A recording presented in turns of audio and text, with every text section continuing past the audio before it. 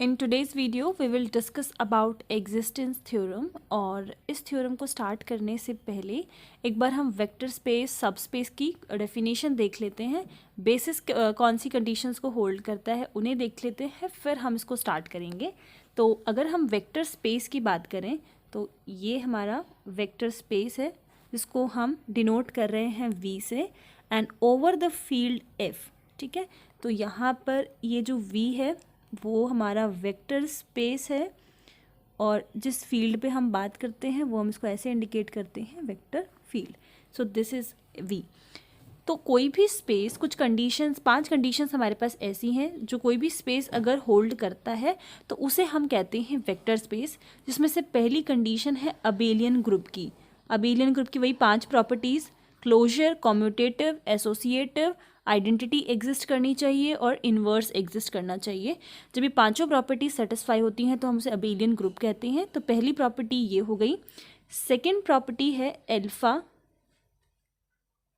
Alpha and u plus v. U plus v, इसको हम लिख सकें इफ़ एल्फा यू प्लस में एल्फा वी। यहाँ पर नोट करना है आपको कि एल्फा जो है फील्ड से बिलोंग करता है और यू वी जो वेक्टर्स हैं हमारे वो वेक्टर स्पेस से बिलोंग करते हैं। थर्ड प्रॉपर्टी है alpha plus beta into u is equals to alpha u plus में बीटा यू। अगेन यहाँ पर हम बीटा इस्तेमाल कर रहे हैं, ये हमारा फील्ड से बिलोंग करेगा। यू वेक्टर जो है वो हमारा वेक्टर स्पेस से बिलोंग करेगा। फोर्थ प्रॉपर्टी है alpha beta u is equals to, scalar product में कर रहे हैं हम, तो एल्फा बीटा यू हम इसको इस तरीके से लिख सकें। अगेन एल्फा बीटा हमारे फील्ड से हैं, यू वेक्टर हमारा वेक्टर स्पेस से है। फिफ्थ प्रॉपर्टी है इसकी u into one is equals to u, मतलब वेक्टर को आप प्रोडक्ट कर रहे हैं वन से तो हमें u ही मिलेगा। तो ये 5 प्रॉपर्टीज़ हैं, अगर सेटिस्फाई होती हैं तो उसको हम वेक्टर स्पेस बोलेंगे। इन एडिशन टू डैट, अगर हमें पता है कि जो फील्ड से हम हमेशा स्केलर्स लेते हैं, सारे स्केलर्स जो यहाँ पे इस्तेमाल हो रहे हैं वो फील्ड से लिए जा रहे हैं, और वेक्टर्स को हम वेक्टर स्पेस से लेते हैं।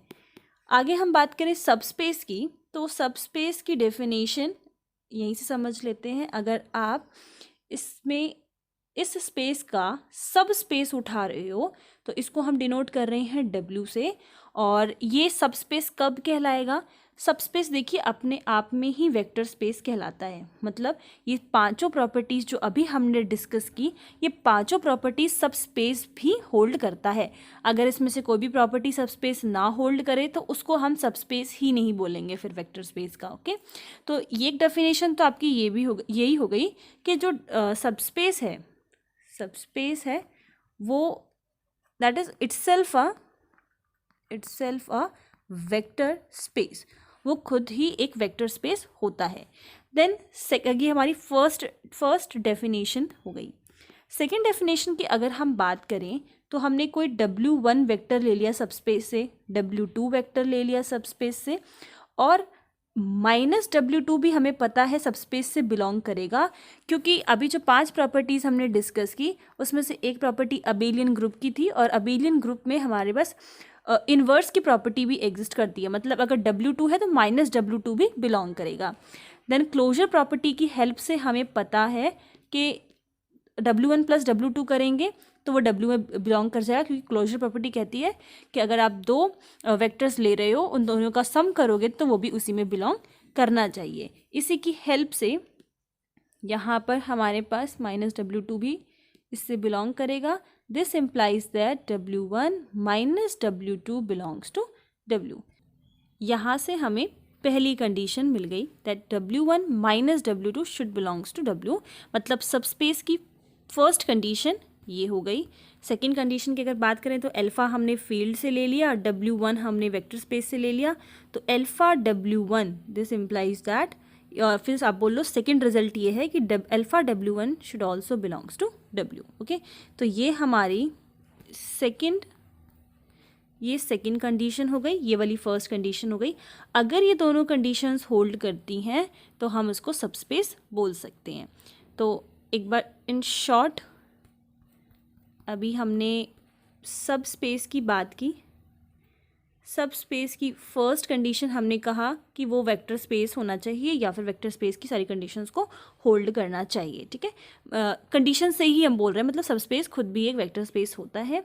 सेकेंड डेफिनेशन हमने देखी, अगर W1 माइनस W2 ये बिलोंग कर जाए W में, और दूसरी कंडीशन अल्फा W1 ये बिलोंग कर जाए W में, वेयर दिस इज़ अ तो ये सबस्पेस कहलाएगा, W एक सबस्पेस कहलाएगा। मतलब जिसको भी आपको सबस्पेस प्रूव करना है उसी के दो वेक्टर्स लेकर चलिए, उसका डिफरेंस और स्केलर प्रोडक्ट जो है एक स्केलर के साथ दिखा दीजिए कि वो उसमें बिलोंग कर रहा है। अगर थर्ड डेफिनेशन हम देखें तो अगर alpha W1 plus alpha W2 ये हम बिलोंग करवा दें सब स्पेस में, इसको आप थर्ड डेफिनेशन भी बोल सकते हो।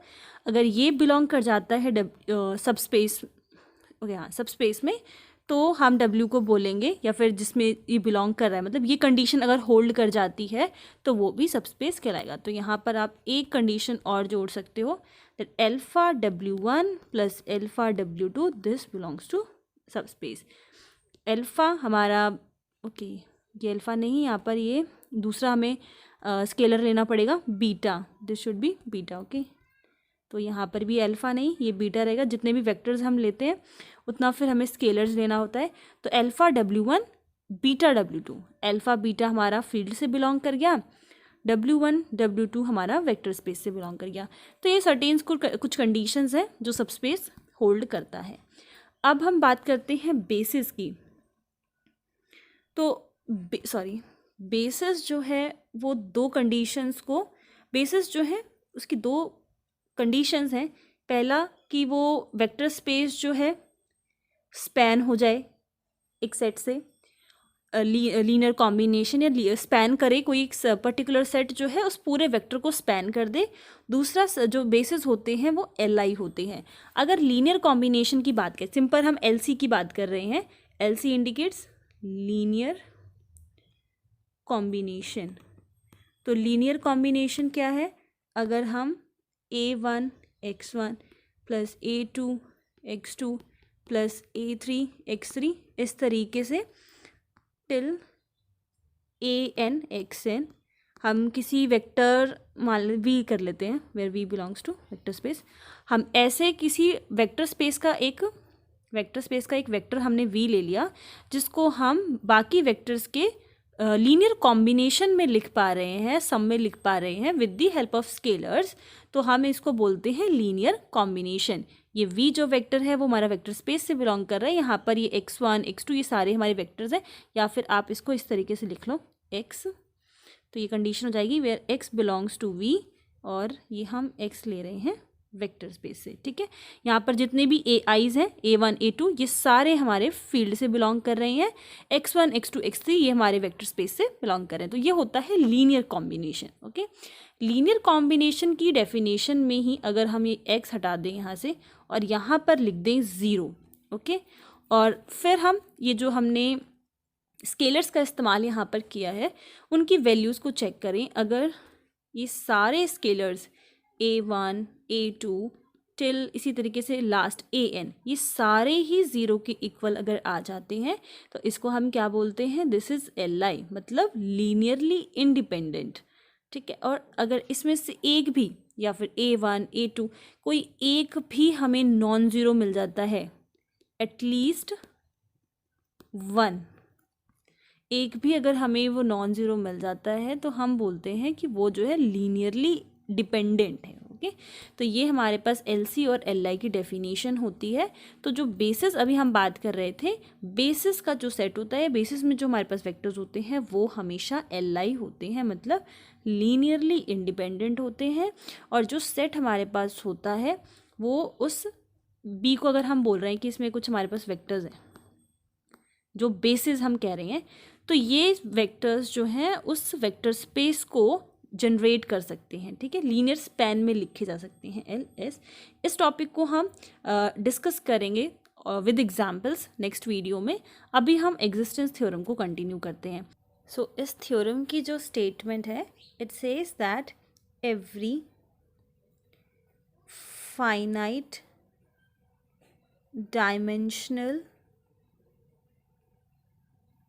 vector space has a basis.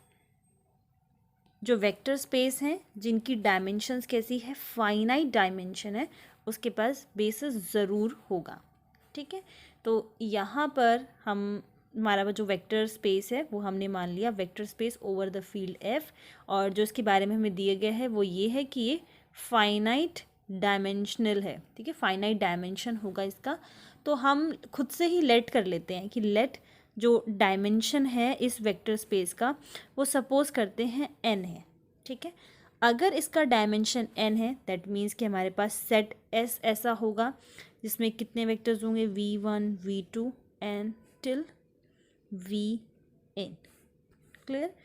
अब अगर ये हम मान लेते हैं कि ये हमारे पास Li है, लीनियरली इंडिपेंडेंट है, देन हमें कुछ भी प्रूफ करने की ज़रूरत नहीं है, क्योंकि अगर ये लीनियरली इंडिपेंडेंट है तो ये ऑलरेडी प्रूव हो चुका है कि उसके पास बेसिस तो फिर हो ही गए।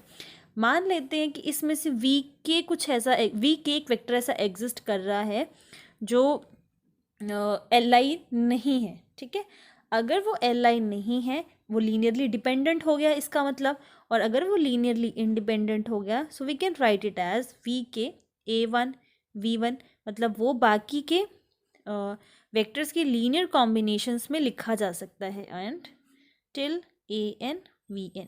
यहाँ से हम Vk हमने निकाला है, दैट मीन्स कि कहीं बीच में Vk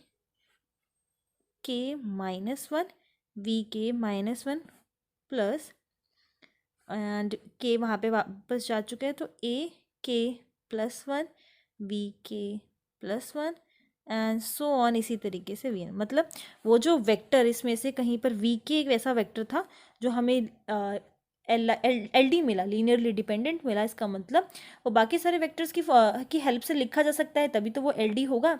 और तो हमने क्या करा कि वो जो VK वेक्टर था उसको हमने यहाँ से हटा दिया और बाकी के लीनियर कॉम्बिनेशंस में उसे लिख दिया। तो S सेट में से जो हमारे पास S सेट था उसमें से हमने उस VK वेक्टर को हटा दिया, और उस VK वेक्टर को हटाने के बाद जो बाकी के वेक्टर्स बचे उसको हमने नाम दे दिया S1।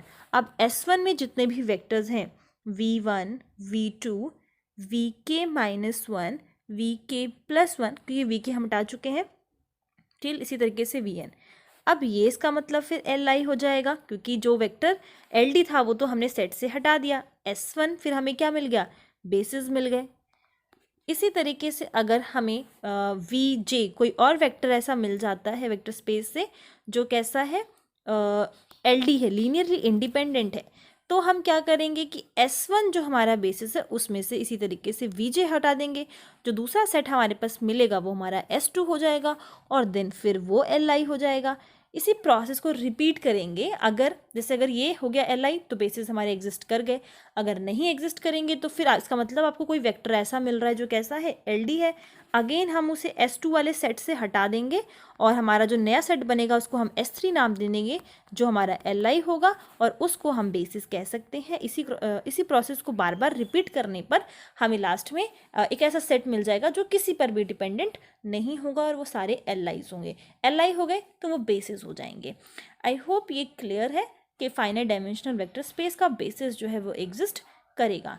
इस चीज़ को अगर आपको कि ये मैंने कैसे लिखा है VK = कैसे इस फॉर्म में कैसे लिखा है, तो मैं ज़रा सा आपको हिंट दे देती हूँ।